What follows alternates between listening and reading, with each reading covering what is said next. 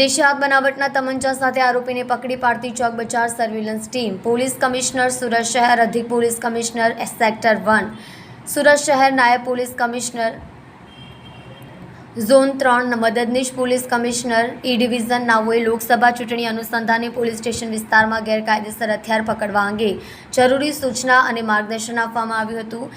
જે અન્વયે police inspector VV Vagadia તથા પોલીસ ઇન્સ્પેક્ટર સીએસ ધોળકિયા નાઓને સર્વેલન્સ સ્ટાફના police sub inspector SI Makrani તથા સર્વેલન્સ સ્ટાફના માણસોને શરીર સંબંધી ગુનાઓ અટકાવવા તથા ગેરકાયદેસર હથિયાર પકડવા અંગે જરૂરી સૂચના અને માર્ગદર્શન આપવામાં આવ્યું હતું. જેને આધારે અલગ અલગ ટીમો બનાવી આરોપી પકડવા વર્કઆઉટ કરતા હતા. જે વર્કઆઉટને આધારે assistant head constable Rahulbhai Kamleshbhai, assistant head constable Sanjaysinh Karshansinh, assistant police constable Hareshbhai Dayabhai નાઓને Chowk Bazar police station part B ગુના રજિસ્ટર 2024 ધ આર્મ્સ એક્ટ કલમ 25(1)(b) તથા જીપી એક્ટ કલમ 135(1) મુજબના ગુનામાં આરોપીને પકડી પાડી કાર્યવાહી કરવામાં આવી છે.